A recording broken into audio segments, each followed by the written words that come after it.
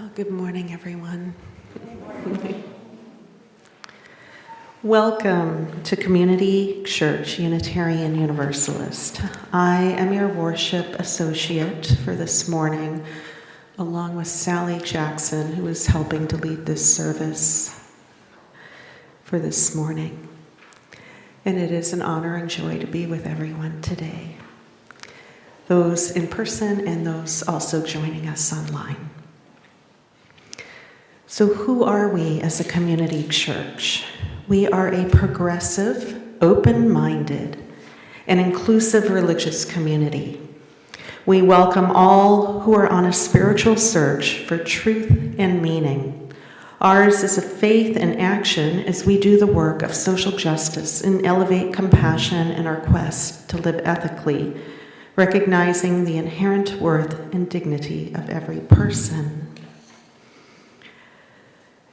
We have just a primary announcement this morning. Visitors, guests, newcomers, friends, and anyone else interested in learning more about our church and having their questions answered or in possible church membership are invited to attend a newcomers informational meeting immediately following the service today at 12:15 here in the church sanctuary. Beverages and sandwiches will be provided along with interesting conversation.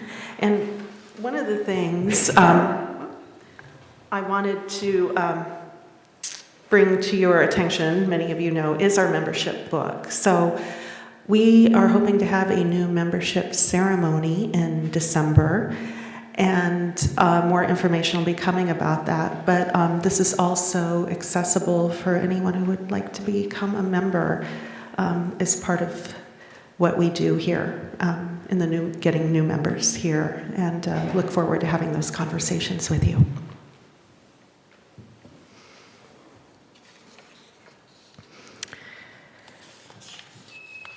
As are customary here now at Community Church Unitarian Universalist, we are doing land acknowledgement recognition. And this is the land acknowledgement that we have here now at this church. The Choctaw, Huma, Chitimacha, Biloxi, and other native peoples have lived on this land since time immemorial. Their identities are inextricably connected to this place. With gratitude and honor, we pay tribute to the original inhabitants of this land. The city of New Orleans was not built upon virgin soil, but merely served as a continuation of a great indigenous trade hub known as in Choctaw as Bulbangsha, the place of other tongues. For thousands of years, people lived along the Mississippi River, and Bulbangsha served as a place for diverse cultures to come together.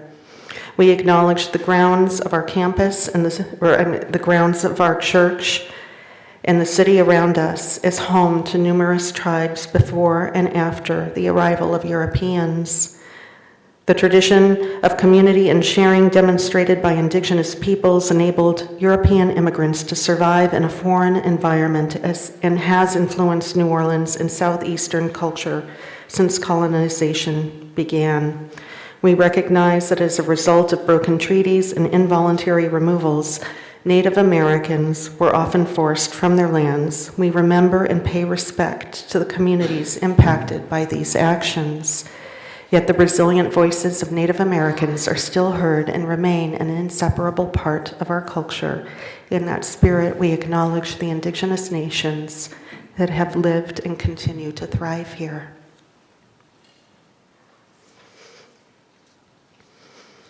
We will now light our chalice. It's our chalice lighting. It is Community Church's custom to light a chalice invoking hope and eternal truth to our worship. Please join in singing We Light This Flame, words and music by Bert Brunson.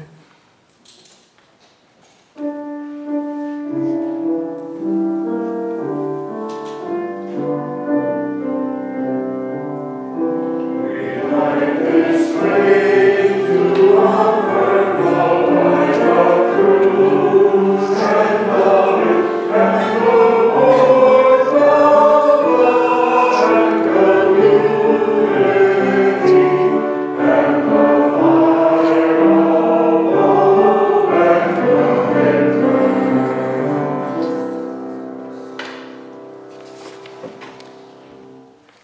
And I also would like to share some opening words for today.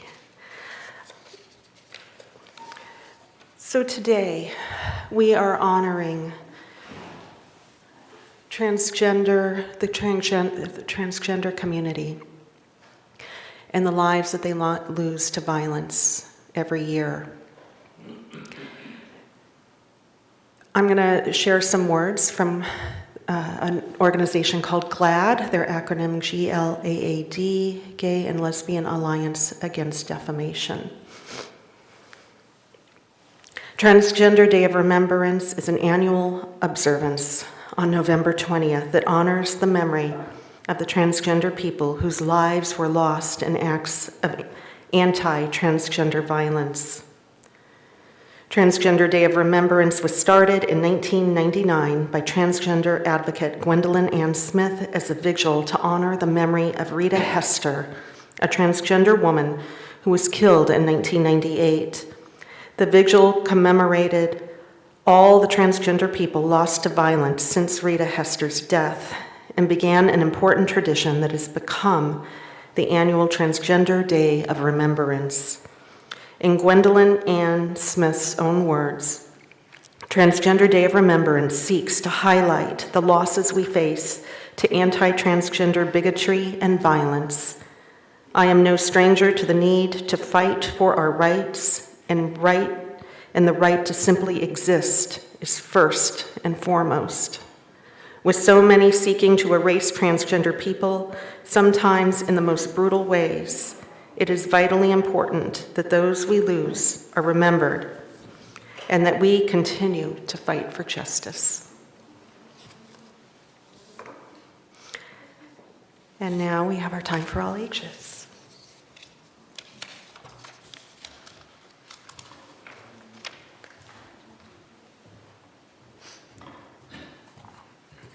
Good morning, everyone. Ooh, that was nice. Okay, so this morning, the children, this month theme is change. And in this, we explore the path of changing and how we celebrate and think about Thanksgiving.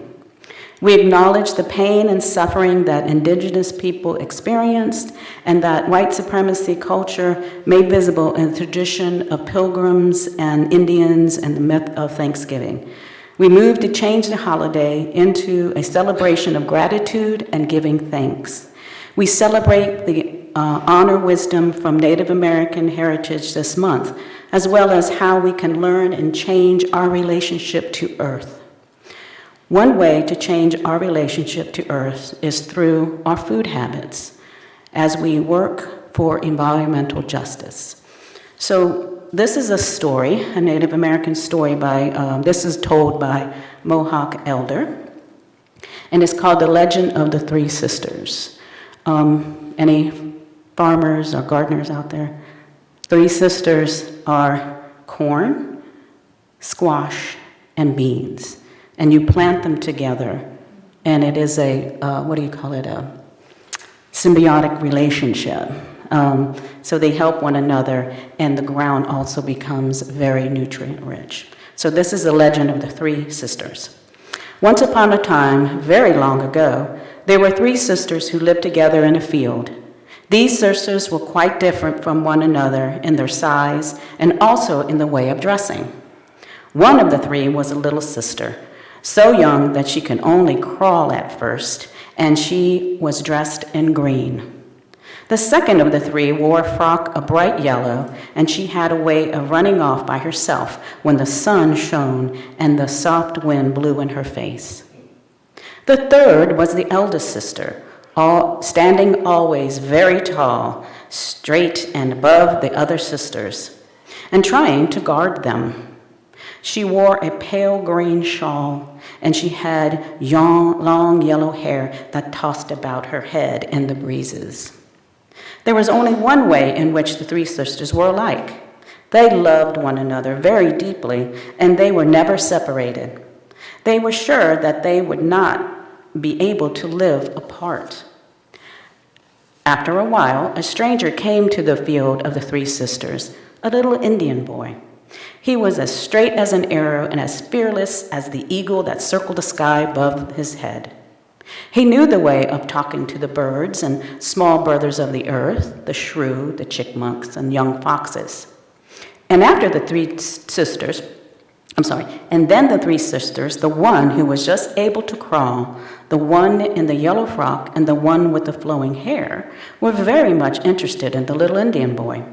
They watched him fit his arrow in his bow and saw him carve a bowl with a stone knife and wondered where he went at night. Late in the summer of the first coming of the boy to their field, one of the three sisters disappeared. This was the youngest sister in green, the sister who could only creep. She was scarcely able to stand alone in the field unless she had a stick to which she clung. Her sisters mourned for her until the fall, but she did not return. Once more, the Indian boy came to the field of the three sisters. He came to gather reeds at the edge of the stream nearby to make arrow shafts.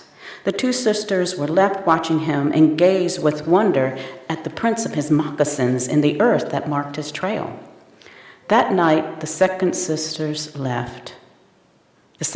sisters left, the one who was dressed in yellow and who always wanted to run away. She left no mark of her going, but it may have been that she set her feet in the moccasin tracks of the little Indian boy. Now there was but one sister left. Tall and straight, she stood in the field, not once bowing her head with sorrow, but it seemed to her she could not live there alone. The days grew shorter and the nights were colder. Her green shawl faded and grew thin and old. Her hair, once long and golden, were tangled by the wind. Day and night she sighed for her sisters to return to her, but they did not hear her. Her voice, when she tried to call to them, was low and plaintive like the wind.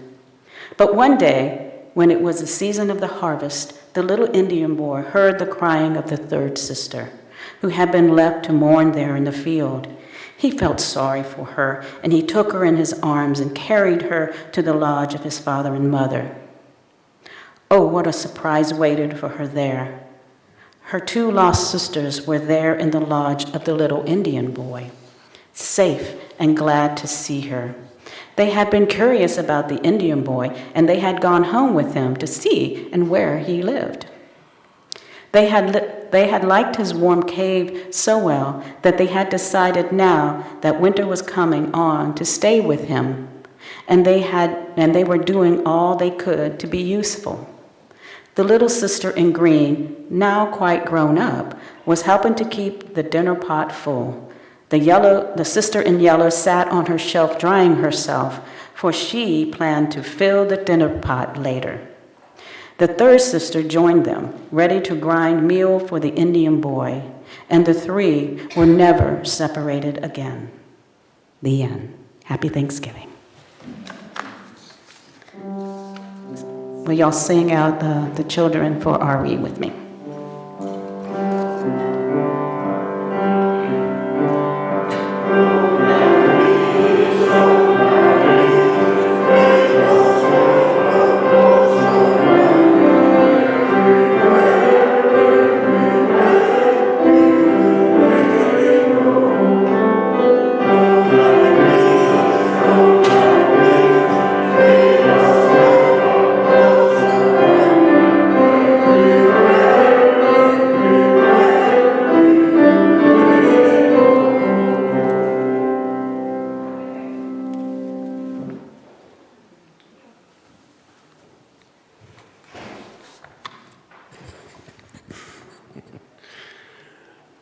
What makes a lifetime? You often hear people say, that was a lifetime ago. How long is that, and how are we supposed to know? A lifetime is made up of a number of years in succession, growing older, moving so much more rapid in progression. A lifetime is made up of so many hellos and goodbyes, a journey filled with the lowest lows and the highest highs. One day there will come that final closing of our eyes. Only then will we learn if there is an afterlife as a prize. So live each day and enjoy each moment and every hour. Let your light shine as if a beacon from high in a tower. For if one lifetime is all that each is given, we should for this one be ultimately driven to enjoy the beauty and light of sunny todays and bright tomorrows. Endure when we must the cold penetrating rains filled with sorrows, for in the end your lifetime should be fined by so many hellos and of your acts so kind.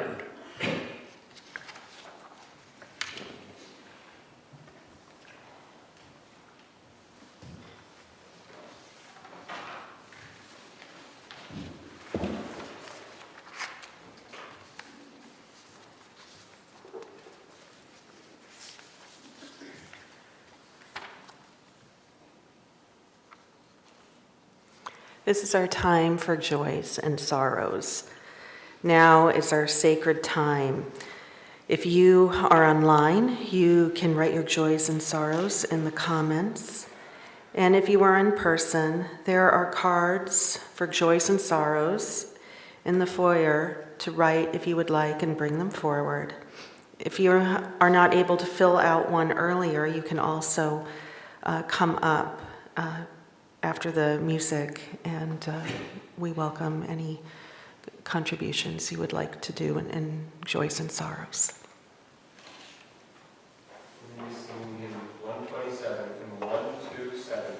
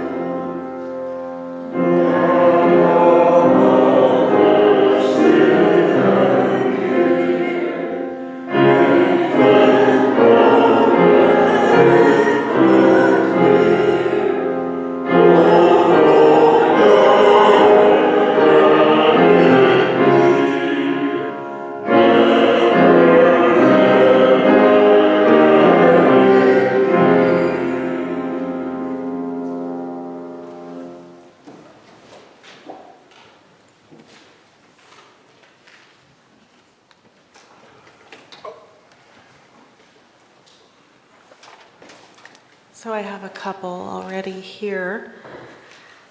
We have a joy. It is happy birthday to President Biden.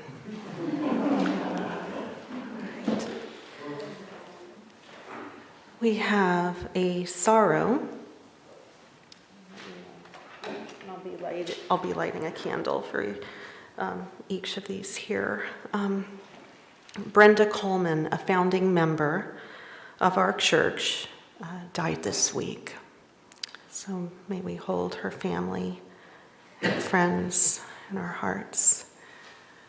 I just learned, as some of you did, just this morning as preparing for this congregation, our Sunday service, that there was a shooting in Colorado Springs at a gay club where 5 LGBTQ members were shot and killed, and 13 are in critical condition, or many of them are in critical condition.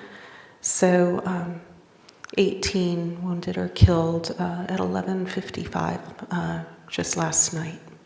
So I'll light a candle for each of those people that died due to that hate and violence.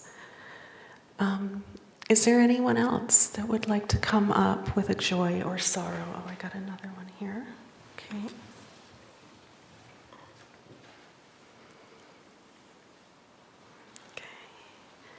This is a sorrow.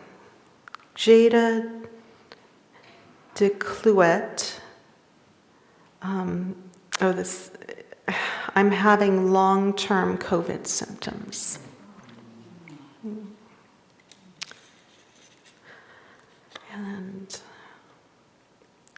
And we have a joy from Laura Miller.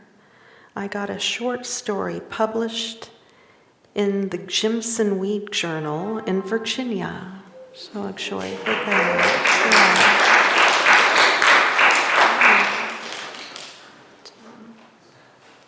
Yeah, do we have any other joys or sorrows? Okay, great.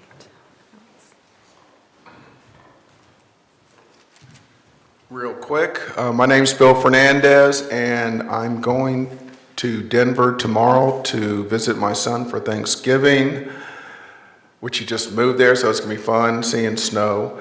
The only sorrow is we always celebrated Thanksgiving at my house, so I'm gonna miss that.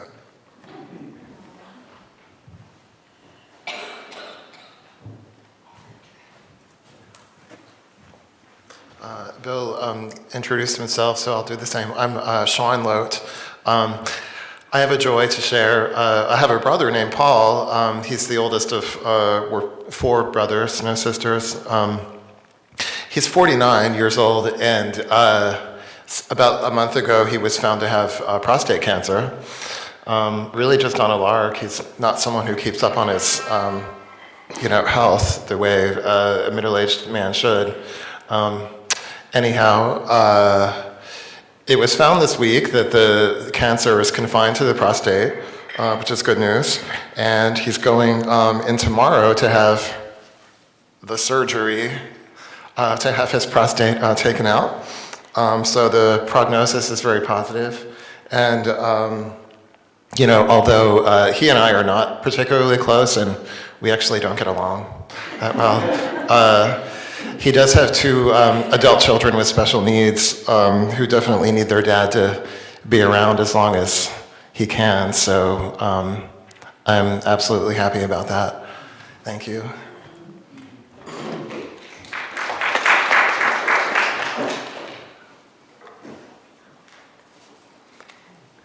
Do we have any other joys or sorrows?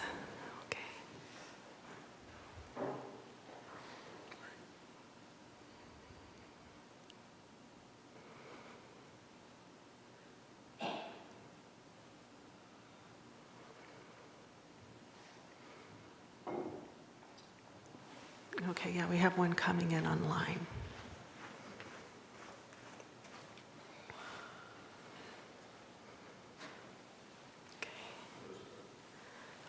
Okay. Elizabeth Colleen, who's a member of ours at home. My family has come down with some sort of yucky virus. We're home recovering.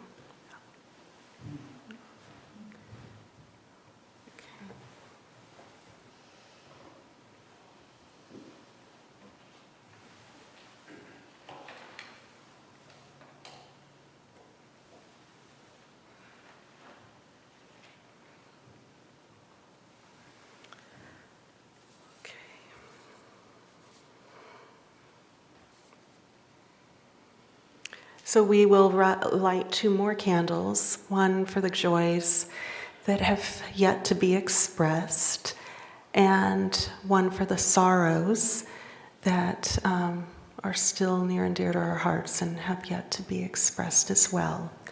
So I've lit candles for the 5 lives lost, the 7 joys and sorrows expressed, and I'll light these 2 more.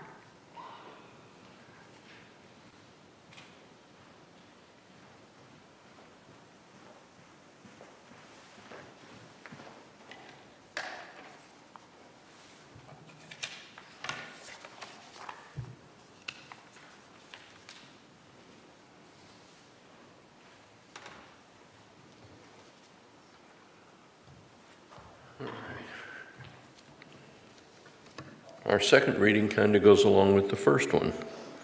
What makes a lifetime memorable? It's easy to see what makes a famous person famous. Difficult is to look at a normal life lived by each of us, with no cheering crowds to spur us on. How can we tell its worth?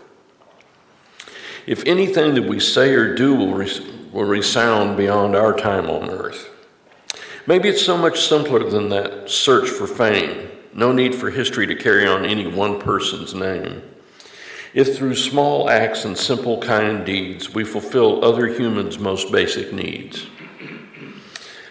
then have we not set into motion a greater movement than by trying to accumulate more money than the mint? In a world of plenty, we see so many without enough. Still we hold as idols those who make life so tough. More people admire millionaires and want to grab for so much more than want to be like Mother Teresa, living her life serving the poor. For people who changed the world, history holds a space. Take care, because the good and evil each have their place. You would like to be remembered with the Buddha, the Christ, and Gandhi, while also remembered are Hitler, Attila, and Jack the Ripper, to name but three. It seems that the thing to do is to follow your convictions. Be true to yourself and never second-guess your actions. We all have within us a sense of right and wrong. Some of us have let it lie dormant for far too long. Given to us a gift handed down from one generation to another, we need but to look inside to know to treat each other as a sister or brother. Yet we're persuaded by others to feel the actual need for more, and told that a sense of morals is old-fashioned and such a bore. To be remembered should not be the goal or even the mission. History may decide to forget my name. It has my permission. I'm living my life for myself and in the way that I should, by just following the model of do no harm, do only good. My fondest dream is that I will not be remembered in any form, because doing the right thing has for so long become the norm. We've been given the same message from people from above. We should share our food, our efforts, but mostly our love. Okay.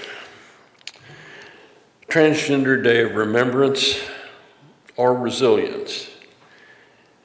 We had always known this as the Transgender Day of Remembrance, but a few years ago, it's hard to remember exactly how long with the blurred years of the pandemic in between, a group of transgender youth decided to call the Transgender Day of Resilience.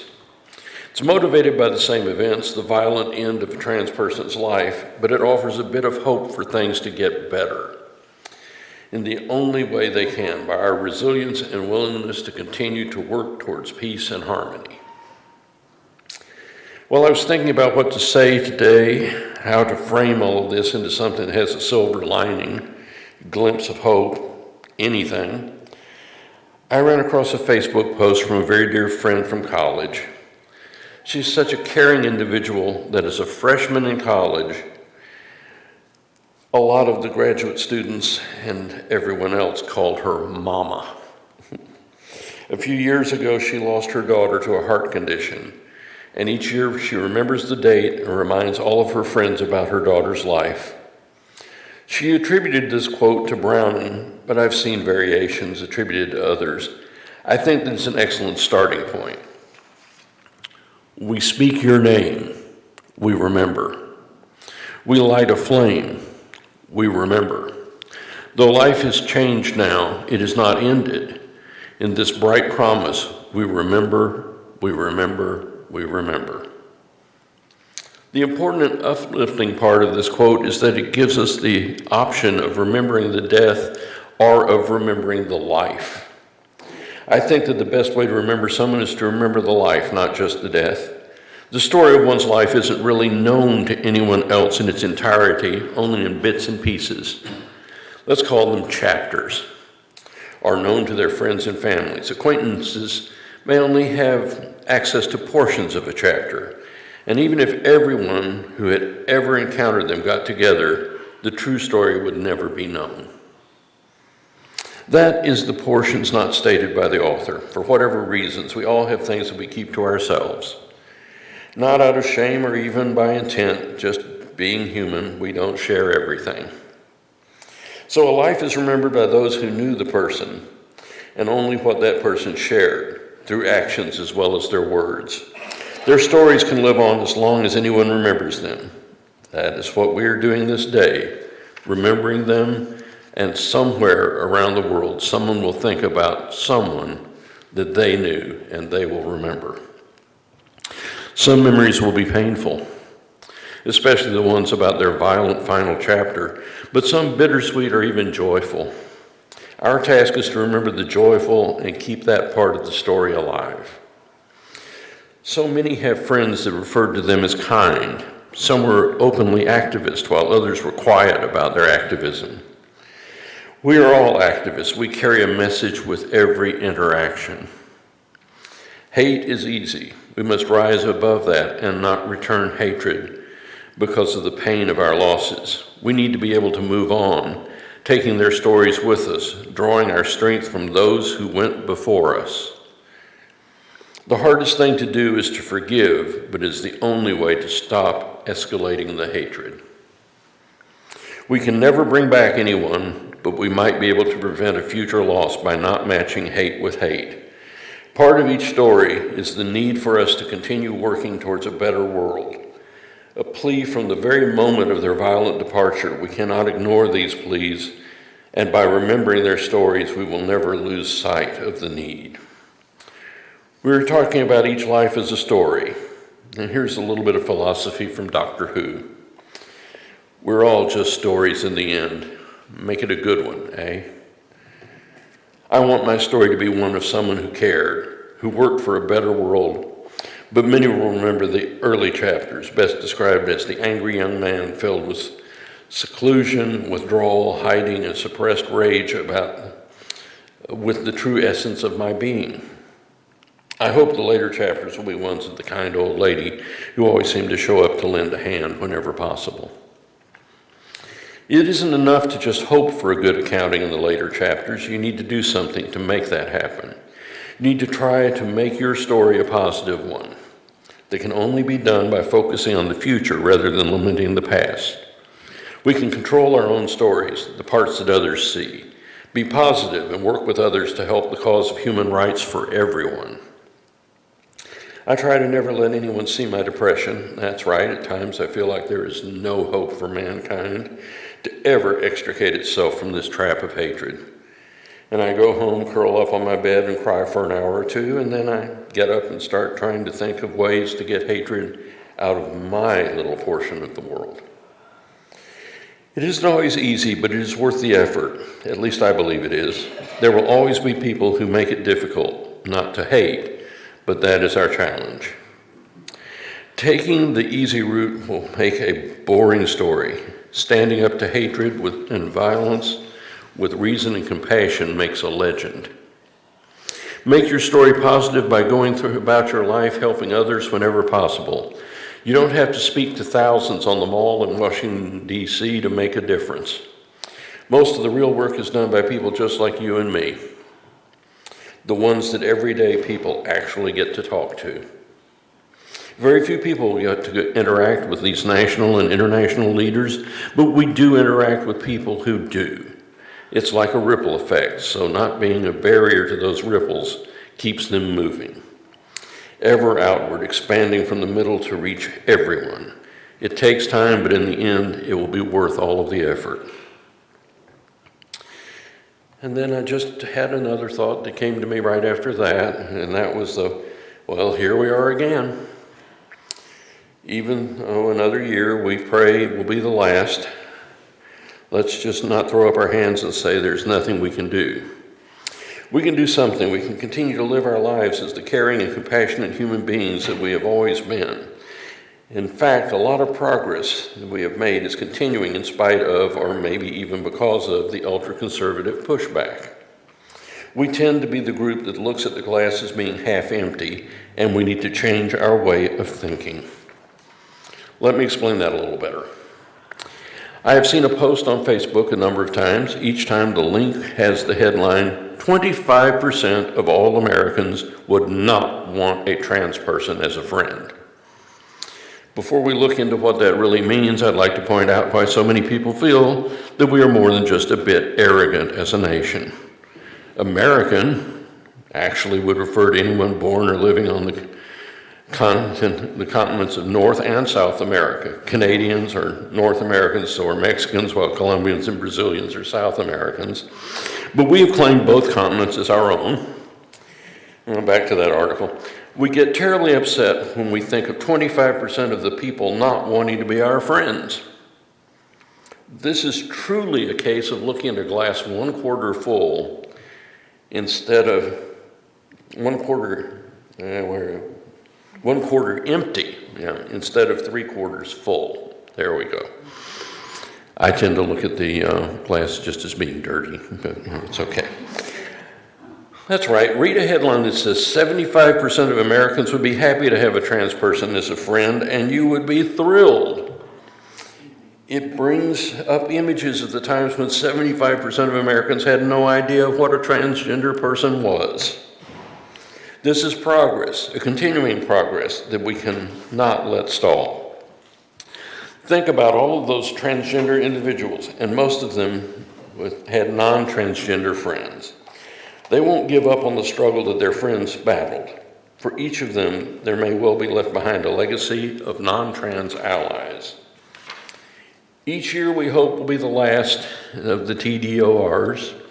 It's too long a name, we always reduce it to initials. Acronyms are big in our society.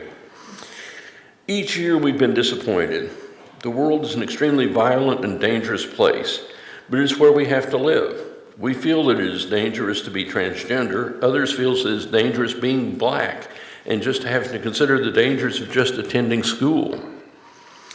It is our world too. We have to take part in stopping the violence, and the best way to do that is by stopping the hate.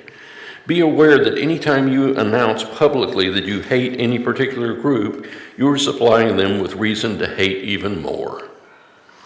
We must always respond with reason and compassion. That isn't easy, but much like anything else in life, you should expect to get back what you put forward. If you want to be treated with kindness, offer kindness to others. If you want to hear nothing but hateful shouts, well, I think you know how to achieve that. The final chapter of Arthur C. Clarke's 2001 A Space Odyssey, that's chapter 47 for those of you keeping track. It was called The Star Child. And Carl Sagan famously stated that we are all made up of star stuff. I love the way he said it. It shouldn't be difficult to think of all the stars in the universe and see each of them as being someone who has gone before us, all the way back to the dawn of time. Tonight or any night, step outside and pick a star. Talk to it and thank it for all it has done for you personally. Every human being that has been before us has contributed directly to our lives. None of us would be who we are without all of them, the good and the bad. But I'm assuming that most of us will be thinking of someone good when we are thanking them. Those stars give us stability because they've been here long before us, and they will be here long after each of us has returned to home, to them. Each name on this list is the name of someone who has been returned to their starry origins. Think of them not because they were killed, but because they lived. Some people refer to a tapestry of life that makes each person's life another thread. To keep our astronomical theme, we will just say that they have added their lights to all of the other stars tonight. With that, we're going to start reading a list of names. Now, we're not going to read the names of everybody that was reported killed around the world, because we would be here until tomorrow. We're going to read the ones here in the United States. Tiffany Banks. Family and friends remember her as a sociable and beautiful butterfly. When she came around, they say there was never a dull moment. They say she loved to sing and dance. Tiffany was a 25-year-old black trans woman killed in Miami on October 1st. Her death is the fourth known killing of a black transgender person in Florida. Samaj Billingsley, a 33-year-old trans man, graduated from Florida Youth Academy before attending Florida State College at Jacksonville. He was a fan of Megan Thee Stallion and cared deeply about his friends. On September 21st, Samaj was killed in Jacksonville, Florida. A.C. Morrison, a 30-year-old Two-Spirit woman, was a kind-hearted, down-to-earth, joyous, respectful, and loving soul who was a helpful and giving person who was always there for family and friends. She was shot in Rapid City, South Dakota, in August. Two-Spirit people are indigenous North Americans who possess both a feminine and masculine spirit. Maya Allen was also known as Regina Allen, 35-year-old black transgender woman who was full of joy and laughter. Maya was active on social media, often posting selfies of her beautiful outfits and makeup. She was also a member of Sisters Helping Each Other Battle Adversity, or SHEBA, a local advocacy, empowerment, and support group for black transgender women. She was killed on August 29th in Milwaukee, Wisconsin. Dee Dee Ricks, a 33-year-old black transgender woman, was shot and killed in Detroit on August 27th, just before 3:40 a.m. Dee Dee was found dead in her home in Detroit with gunshot wounds. The suspect has been arrested and charged with second-degree murder and felony firearm, according to the Wayne County Prosecutor's Office. Maddie Hoffman, a 47-year-old trans woman born in Korea, raised in the U.S. by their adoptive family, was killed by police in Malvern, Pennsylvania on May 19th, according to a GoFundMe organized by the family friend. Maddie was one of 6 siblings. They had a deep bond with their younger sister, Emily, who was also adopted from Korea. At barely 26 years old, Aaron Lynch, a trans man, was shot and killed by police in McLean, Virginia on July 7th. Aaron, who was experiencing a mental health crisis, was first unsuccessfully tased by police after some back and forth discourse, resulting in one of the officers shooting him 4 times. Police officers had originally responded to a 911 call to Aaron's house with the trained mental health co-respondent and returned a second time without one, after not initially finding Aaron on the premises. Candy Reed, who also went by Camelia Marie Swan and Dee Dee, was killed in Kansas City on July 24th. Information on her personal life is scarce, although we know enough to say that the 29-year-old black trans woman was a model and a performer who was doubtlessly loved and appreciated by those closest to her.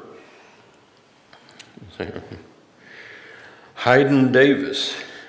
Interests were wide-ranging, from fashion and the Kardashians to skincare and makeup. Her smile was bright and she had an active presence on social media. The 28-year-old black trans woman was shot and killed in Detroit on July 25th. Marcela Castro was planning a birthday party celebration with friends and family. Tragically, on July 29th, the eve of her birthday, she was shot and killed in the North Shore neighborhood of Houston, Texas. According to her friend George Luis Lizardo, as quoted in the Houston Chronicle, she was a bright and sunny person who had never made enemies. Cherry Bush lived in the Salmar neighborhood of Los Angeles, California, where she was experiencing homelessness. At 48 years old, Bush was shot and killed on July 5th. On social media, her brother called her his oldest friend. Keisha Chanel Geeter, a 26-year-old black transgender woman, was traveling with a friend when she was fatally shot in Augusta, Georgia on July 20th outside a motel. Initial reports from local media misgendered Keisha and lived her truth as a black trans woman, and Tori Cooper, HRC's Director of Community Engagement for the Transgender Justice Initiative. She She should still be alive today to embrace those she loved and continue living a bright and full life. On social media, beloved tributes were pouring in for Martasia Richmond, a black transgender woman killed in Chicago on July 11th and pronounced dead early on the morning of July 12th. Of her passing, HRC's Director of Community Engagement for the Transgender Justice Initiative, Tori Cooper, said, "At 30 years old, she should have decades ahead of her to spend with those she loved. Her death was not only unjust, but part of an alarming trend of anti-transgender violence in Chicago and in this country at large." Kitty Monroe, a black trans woman, I don't know if you've noticed the trend, but black trans women are in extreme danger. She was a beloved friend and loving mom to her 4 small dogs named Cynthia, Milan, Tokyo, and London, whom she posted countless photos of on social media. She was killed outside Memphis in Cordova, Tennessee on June 29th. Charmaine Gazelle Marie, a 27-year-old black transgender woman, was born and raised in Gulfport and attended Gulfport High School.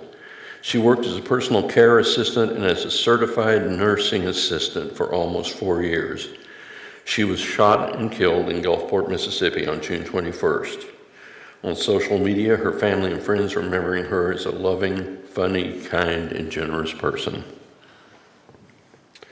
Brazil Johnson, a black trans woman, was a passionate LGBTQ+ activist, a beloved daughter, and a talented chef. In an interview with CB 558 News, the mother of Brazil Johnson, Bernita Gildart, said her daughter was a passionate chef and that the kitchen was like a haven for her.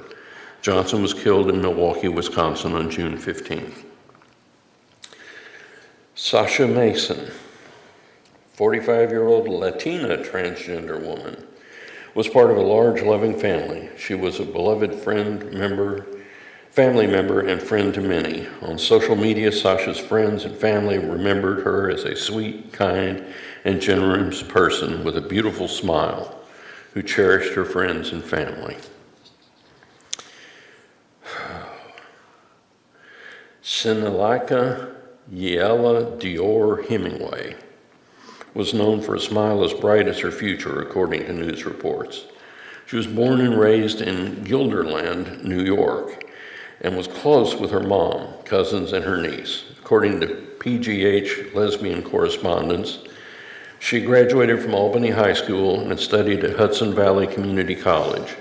She turned 30 at the beginning of May. She has just graduated from the University of Albany with a bachelor's degree when she was the recipient of a 2022 Spelman Academic Achievement Award.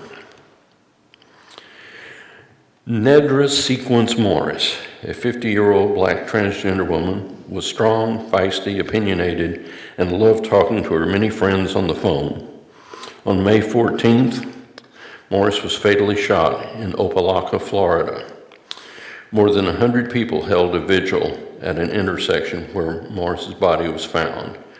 A cousin spoke at the memorial stating, "We pray that God speaks to us. We don't go out with a vengeance, that we know justice will be served." Ray Muscat, who worked in a grocery store, was described by co-workers as a kind soul who had a glowing smile. On May 8th, Muscat was shot and killed by his girlfriend in Independence Township, Michigan. According to police reports, Muscat's girlfriend also killed her brother, and her body was found the next day. She died from a self-inflicted gunshot wound.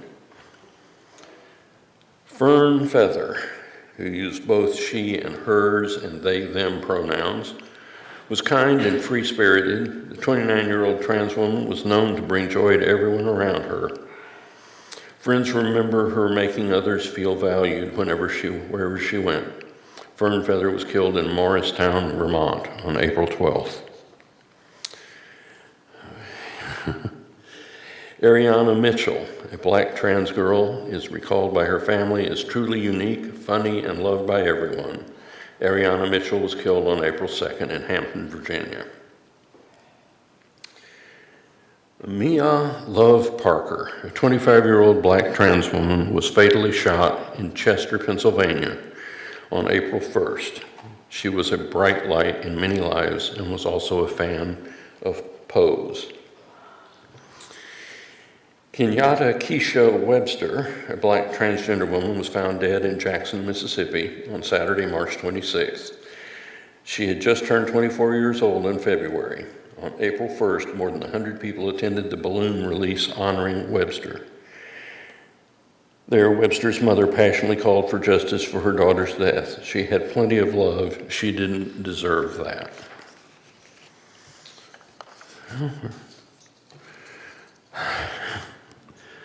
This does go on, doesn't it? Catherine Katie Newhouse, a 19-year-old Asian American neurodivergent transgender woman. That's, for those of you who don't understand that term, it's one of the non-binary along the way. She was an Illinois native who had a passion for hiking, sightseeing, and advocating for trans rights. On March 19th, she was killed by her father in Georgia before he died by suicide using the same weapon.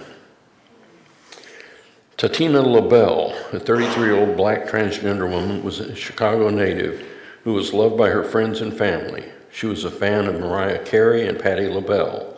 On March 18th, LaBelle was found dead in Chicago. Although details are currently unclear, her death has been ruled a homicide and detectives are continuing to investigate. Paloma Vasquez, a Latina transgender woman living in Houston, Texas, was a member of the Organización Latina de Trans in Texas, an organization for Latina trans women based in Houston. She was fatally shot on February 22nd. On social media, the founder of the organization wrote, Vuela alto Paloma y que no te alcanza nunca más el oído de este mundo, de casa en paz. Did you get that? Oh, well, it translates to, fly high, Paloma, and may the hatred of this world never reach you again. Rest in peace. Matthew Angelo Sampignato, 21-year-old trans man, was the victim of a hit-and-run car crash in Newcastle, Delaware on February 9th. He worked as a barista at Starbucks and was described as a bright and kind by his employees. One coworker said he was always so selfless, he would always ask how everyone was doing, even when he wasn't having a good day himself. Naomi Skinner, 25-year-old black transgender woman, was described by a friend as being a very outstanding person. Her sister and Naomi lived a fabulous life. Naomi was fatally shot by her boyfriend on February 12th near Detroit in Highland Park, Michigan. Cypress Ramos, a 21-year-old Latina trans woman, loved her local LGBTQ+ community in Lubbock, Texas. She was tragically found dead on February 13th. Duval Princess was just beginning to live as her authentic self at the time of her death. She was a well-known hairstylist and active member of the LGBTQ+ community in Jacksonville, Florida, where she was killed. Family members, friends, and clients remembered her on social media days after her passing, referring to her as so sweet and genuine. Amareti Lege, a young black transgender woman. She graduated from Woodland Hills High School in Wilkinsburg, a borough bordering Pittsburgh. She was a dancer and beloved coach for the Lady Diamonds, a hip-hop and majorette dance team. In keeping our celestial theme here, I'd like to read Starlight to you. Why are there so many poems and songs about stars and their light? Is it merely a fascination with whatever might be hidden in the night? It is an ancient call to our true home, somewhere in the middle of all of those stars, the birthplace of the universe itself. a big bang that left behind fragments and scars, or merely the comfort of those pinpoints of light when all around is dark? Maybe they're the spirits of those who went before us, each leaving its mark. The North Star has guided mariners from the earliest records of their voyages. Mysterious stars have appeared to guide particular groups in all lands and ages. It gives me comfort on a dark and lonely night to look up at the stars and think that they just might be letting me know that each light they have shown, no matter how dark the night, we are never truly alone.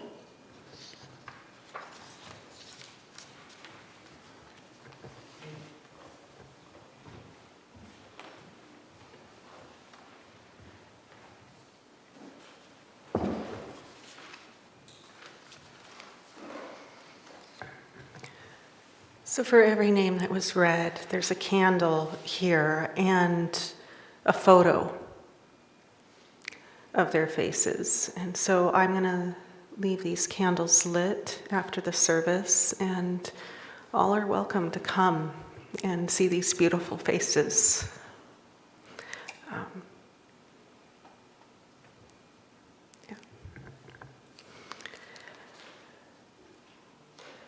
Yet too many lives lost to hatred.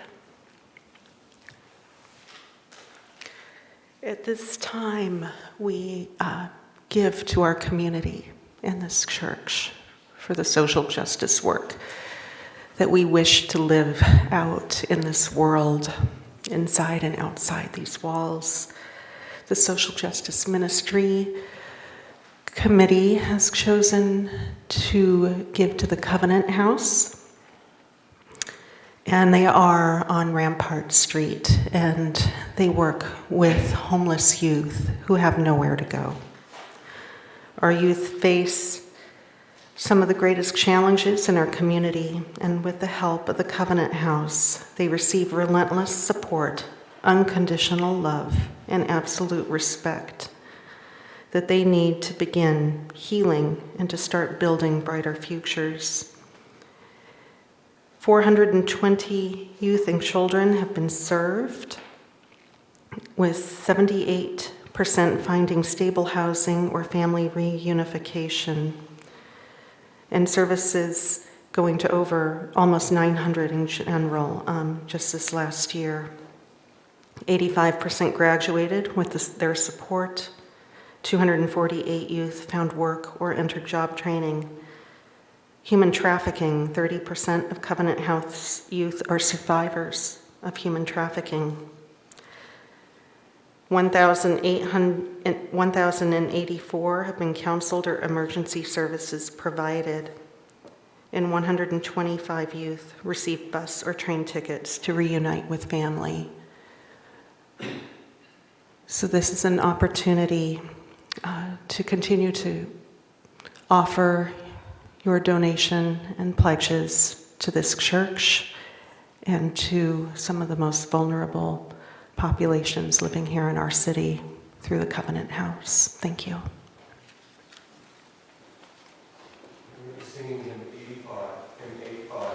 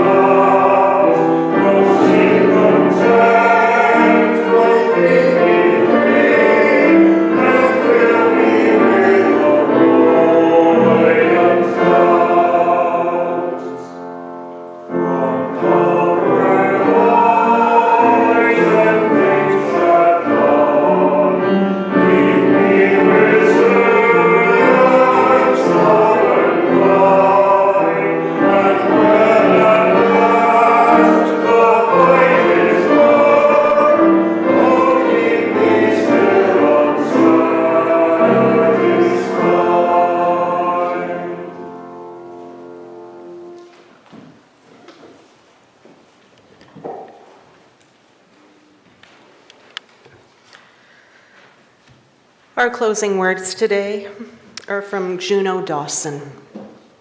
Juno says, "Remember this, whoever you are, however you are equally valid, equally justified, and equally beautiful." May it be so, and amen. For closing in, we're singing 170.